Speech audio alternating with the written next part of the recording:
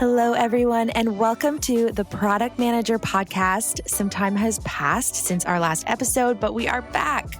I am Becca Banyard, the podcast producer here, and today is a very special day because we are relaunching the podcast, and I have the absolute joy, the great pleasure of introducing and interviewing our very own Hannah Clark. She is the editor of The Product Manager, and she is now the podcast host of the show. So she's going to be sharing about the Product Manager podcast and why you will want to tune in. So Hannah, welcome to your show. Thank you, Becca. I'm so excited to be here. So let's start off with the basics. Who is Hannah? Tell me about your background, how you got to be here at The Product Manager, and what gets you excited about product management. Sure. So I worked in tech in a past life, but my more immediate background is actually in content production. I've been doing that since 2017. My education is actually in the fields of journalism, media production, public relations, and advertising. So this whole spectrum of media, content, that world. And from there, I launched into this career working for marketing agencies, content production. It was kind of my specialty this whole time. And then I kind of transitioned into a freelance outfit. I ran my own little marketing business. And then when the pandemic hit, I ended up taking on a role managing a team of bloggers, which was sort of a natural progression into digital publishing, and hence my role at the product manager and an editor standpoint. And then podcasting is sort of this new field that I've always been excited to try. And here I am making my grand debut as the product manager podcast host. So listeners might be wondering why somebody who isn't a product manager is the post of the product manager. And so this kind of comes back to what I mentioned before about my history working in tech. So I actually did work in the tech sector for 6 years.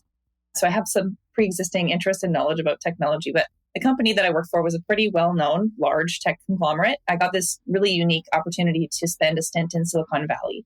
And in that time, I was able to network with some really fascinating people who are just much smarter than me, but also learn some of these nuts and bolts and internal intricacies of the tech world, from startups to these big multinational level organizations, and really get an insider perspective on that product management process, more from a whole spectrum, like the first iteration and ideas to what's the marketing and launch plan to how does it reach the end user and that service strategy that accompanies that, just more the end that I worked with directly. But I sort of approach this role now with this sort of a unique skill set of research and networking and storytelling combined with this understanding of the tech industry and interest in technology and understanding of how technology impacts the world.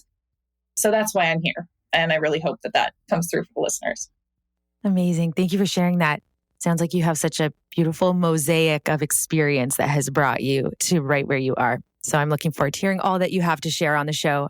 So let's talk about the podcast. What is the Product Manager podcast, and what can listeners expect by tuning into the show? So the tagline of the show is, we're a community of product people that seeks to share our secret sauce for success with others working in the product world, which is true.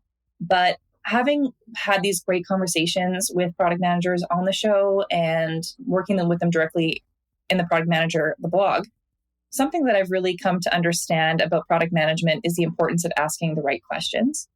And there's a huge emphasis on it in the discipline. And I'm seeing more and more that there's really a huge emphasis on that here.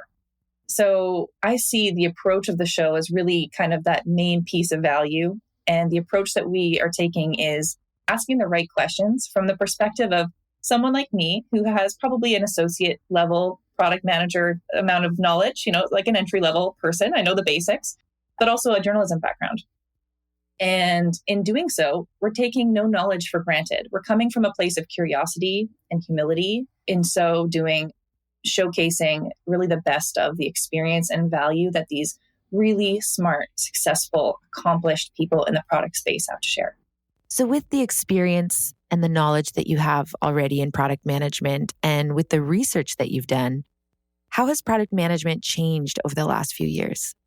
This is a great question because product management is and has always changed constantly. And especially now with large language models like GPT-4, GPT-3, it's probably going to be different again before we're finished recording this episode. But product manager is really at the heart of things. They wear a lot of hats. And one of them is to be the stand-in for the customer and to see products through the customer's eyes and advocate for them. And in that way, the product manager and product management in general has to change as often as the customer's needs change. So right now, that means understanding these current AI technologies, their benefits, the risks, and there are huge risks. In fact, if anyone listening is an expert in the risks of AI, please reach out. We would love to talk to you. And that's both from a user's perspective and an internal perspective. How can it benefit the user and how can it benefit product manager in their day-to-day? And then there's other major industry trends like product-led growth that have all of these huge disruptive impacts on how the business is conducted just in the tech industry in general. So on top of that, the problems that products are solving are also changing. So the way that we live, if you look back, to 4 years ago, the way we live now is almost unrecognizable. So the product managers really have their work cut out for them in terms of needing to be so attentive to these little butterfly effects that just change the outcomes for their products completely. Aside from the rapid growth and all the change that product management has seen, what are some other pain points for product managers today, or some pain points within the rapid changing nature of the job? Of course, the changing nature of the landscape. I hesitate to even call it a pain point because I really think it's part of the fun of the job is just having to stay on top of that stuff. It's probably what draws a lot of people to the profession. But a lot of the pain points within the profession itself are probably what they always have been, maybe in a different shape. But at the heart of things, prioritization is a huge thing. Product managers have roadmaps. They've got prioritization tools. There's a whole discipline around prioritizing features, and because it's hard. It's really challenging. There's no easy or simple or correct way to do it. Everybody does it a little bit differently. And it's going to change depending on what your organization is. So that's just a whole space on itself. There's the aspect of cross-functional collaboration, which is the lifeblood of product management. So this isn't going to be news to any product managers listening, but product managers don't build anything by themselves. They need engineers, designers, marketers. They need stakeholders from every corner of the business. And they're really that point person for a lot of that communication. And let's put it this way. If you're a creative person and you get invited to a networking event for data analysts, it's a different communication style and vice versa. These are all people who within their silos have a specific or different way of communicating or understanding priorities or goals or problems. And so the product manager, they really have a tall ask to communicate effectively with all of these people and reach a unified goal. And then there's the user aspect of it, the user research. So of course, there's so many tools to gain user insights, so many tools, so many. And they're chronically imperfect. There's a strategic piece to parse these insights and just get great samples of meaningful information that you can turn into, a product feature or adjust the product features that you have to better fit the market. This is maybe a controversial one, but there's a trust element too. That's a big pain point.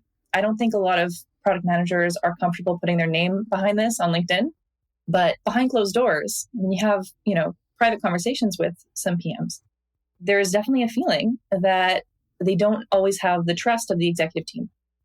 So you have this double-edged sword of pressure to act on, hunches from the C-suite. But then there's also accountability when it doesn't work out. So there's a lot of frustration around that. And that's, I think, more of a systemic issue that's more difficult to overcome because there's a bit of a power imbalance there. So that's my hot take. Thank you so much for that hot take. I look forward to hearing future episodes where your guests address some of these pain points and give tips for how to overcome them and address them. So with that in mind, who can we expect to hear from in your first few episodes on the Product Manager podcast?